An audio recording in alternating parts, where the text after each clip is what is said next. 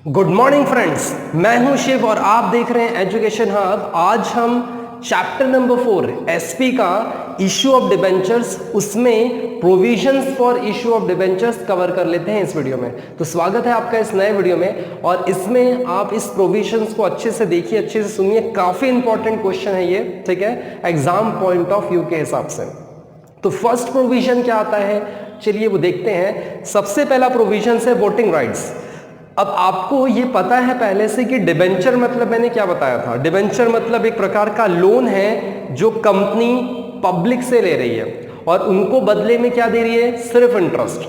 तो of course जो public company को लोन दे रही होगी वो कभी भी ओनर नहीं बन सकती। मतलब जिससे कंपनी ने लोन लिया है वो कभी भी ओनर नहीं होगा। इसका मतलब डिबेंचर होल्डर जिससे कंपनी लोन ले रही है वो लोग क्रेडिटर्स हैं।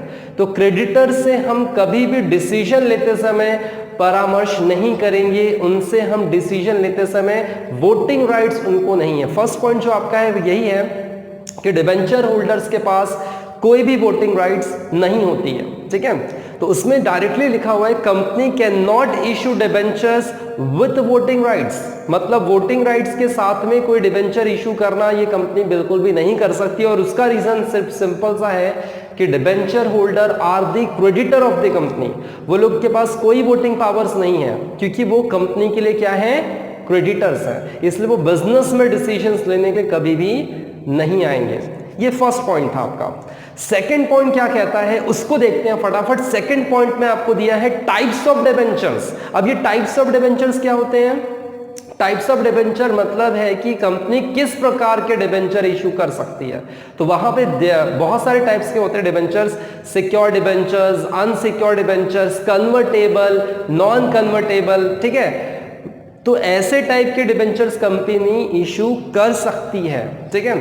और लेकिन आपको जिस टाइप का रिजोल्यूशन, वहां पे स्पेशल रिजोल्यूशन पास करना होगा अगर कंपनी कन्वर्टेबल डिबेंचर इशू करती है। तो कन्वर्टेबल डिबेंचर इशू करने के लिए स्पेशल रिजोल्यूशन का क्राइटेरिया है। स्पेशल रिजोल्यूशन मतलब आपको मीटिंग लेनी होगी, सबकी सहमति लेनी होगी, उसके बाद फिर आप कन्वर्टेबल डिबेंचर इशू कर सकते हैं। कन्वर्टेबल मतलब कि जो डिबेंचर इक्विटी शेयर में कन्वर्ट हो सकता है, ऐसे डिबेंचर को कहा जाता है कन्वर्टेबल डिबेंचर्स। तो ये था आपका सेकंड पॉइंट। थर्ड पॉइंट की ओर बढ़ते हैं जिसमें लिखा है payment of interest and redemption. इसका मतलब सिंपल है कि कंपनी जब उनका पैसा रीपेमेंट करेगी तो उसके साथ में आपको पहली बात तो जो लोन लिया है उसको रीपेमेंट करना ही होगा और इंटरेस्ट के साथ करना होगा।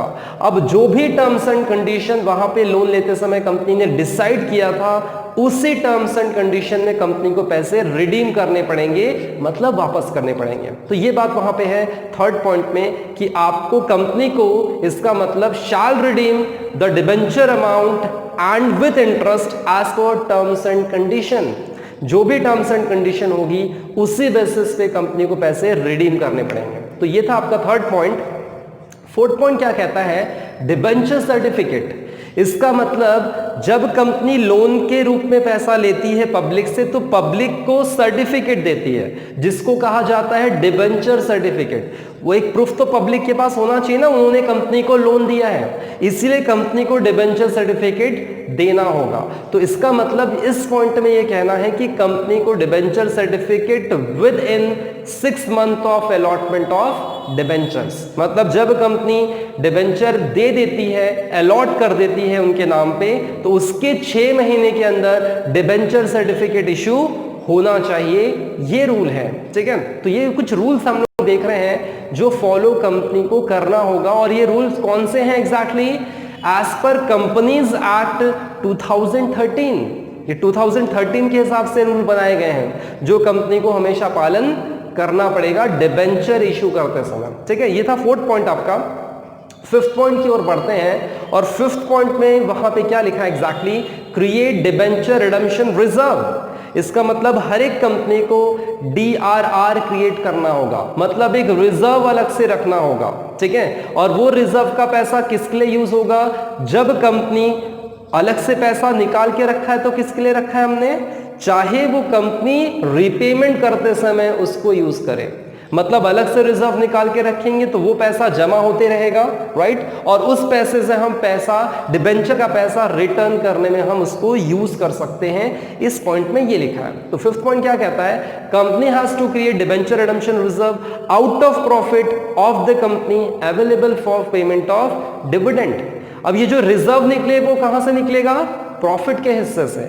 हर साल जो कंपनी प्रॉफिट कमाती है उसमें से कुछ पैसा आपको अलग रखना होगा जिसका नाम है डीआरआर, और ये पैसा हम रीपेमेंट करते समय यूज करेंगे। ये बात वहां पे लिखी है, ठीक है। Money can be use only for redemptions of debentures, मतलब डीआरआर में जो पैसा जमा होगा उसको आप पैसा वापस करने में यूज कर सकते हो, रिडीम करने के लिए इस्तेमाल किया जा सकता है। और as per the companies act amendment rule 2019 MCA has remove debenture redemption requirement for listing company.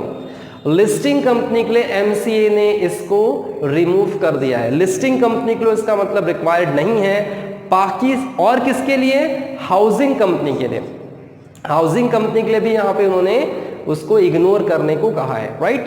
तो ये था आपका फिफ्थ पॉइंट जिसमें डीआरआर क्रिएट करना होगा कुछ कंपनियों को छोड़कर, ठीक है। सिक्स्थ पॉइंट क्या कहता है, अपॉइंटमेंट ऑफ डिबेंचर ट्रस्टीज। अब ये डिबेंचर ट्रस्टीज कौन होते हैं, डिबेंचर ट्रस्टीज ऐसे इंस्टीट्यूशंस जो कंपनी के जो डिबेंचर्स होल्डर हैं उनके हित के बारे में सोचेंगे। They can protect the interest of the debenture holder, मतलब ऐसा इंस्टीट्यूट, ऐसी संस्था, इसका मतलब इंस्टीट्यूशन जो कि डिबेंचर होल्डर के बारे में सोचेंगे। अगर कंपनी ने पैसे रिटर्न नहीं किए, अगर कंपनी ने इंटरेस्ट का पैसा नहीं दिया, तो ये जो डिबेंचर ट्रस्टीज हैं उनको न्याय दिला कर देंगे। इसीलिए उनका अपॉइंटमेंट भी बहुत जरूरी है। और ये कब होता है ये हमें इस पॉइंट में जानना है। तो वहां क्या लिखा है, the company issue prospectus more than 500 peoples, मतलब अगर आप 500 पीपल से ज्यादा का प्रोस्पेक्टस एप्लीकेशन डिस्ट्रीब्यूट करते हो तो आपको डिबेंचर ट्रस्टी अपॉइंट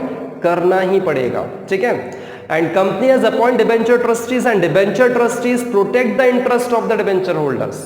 और ये जो प्रॉब्लम्स होती है डिबेंचर होल्डर की उसको वो सुलझा कर देते हैं, इसलिए इनका अपॉइंटमेंट होना भी बहुत जरूरी है। ये था आपका 6 पॉइंट। 7 पॉइंट की ओर बढ़ते हैं जिसका नाम है debenture trustees can approach NCLT. What do you mean by NCLT? 7 point की ओर हम लेंगे ध्यान से। एनसीएलटी होता है नेशनल कंपनी लॉ ट्रिब्यूनल। तो ये एक प्रकार का कोर्ट है जो कंपनी से रिलेटेड फैक्टर्स को एनालिसिस और उसको सॉल्व करते हैं।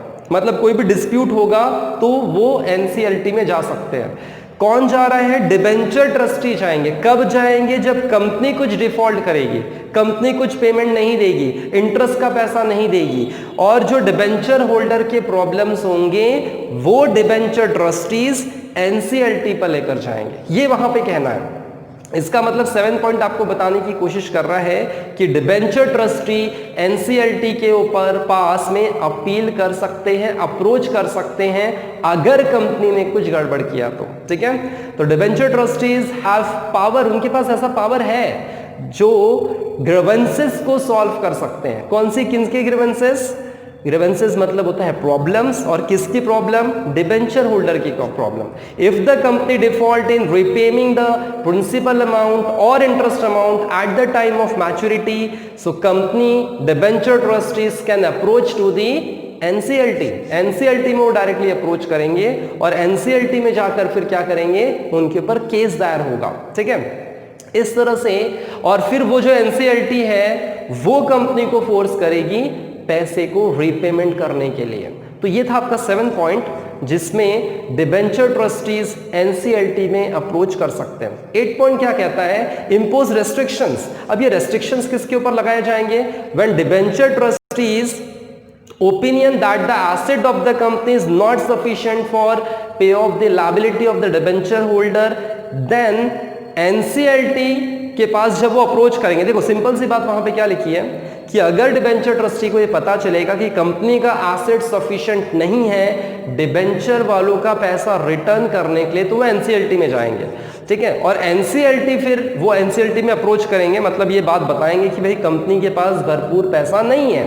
तो ऐसे कंडीशन में एनसीएलटी कंपनी को ऑर्डर करेगी क्या ऑर्डर करेगी कि बाकी सारी लायबिलिटी अभी फिलहाल पहले पे मत करो जब तक डिबेंचर वालों का पैसा रिटर्न ना किया जाए। मतलब एनसीएलटी फिर कंपनी को ऑर्डर करती है।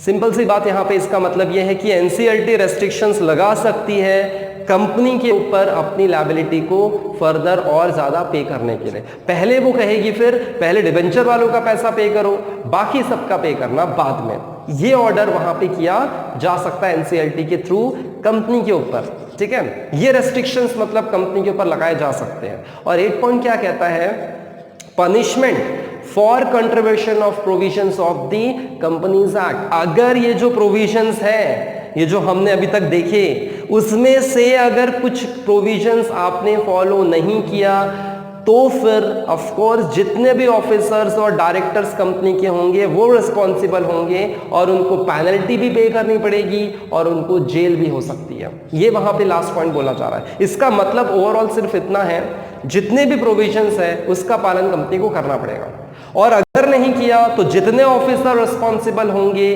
वो सब जेल और पेनल्टी और फाइन, उनको वो दोनों चीज मतलब हो सकती है एप्लीकेबल उनके ऊपर, तो उनको वो जुर्माना भी भरना पड़ेगा, जेल भी जाना पड़ेगा। तो ये चीजों से बचने के लिए कंपनी को सारे प्रोविजंस फॉलो करने पड़ेंगे।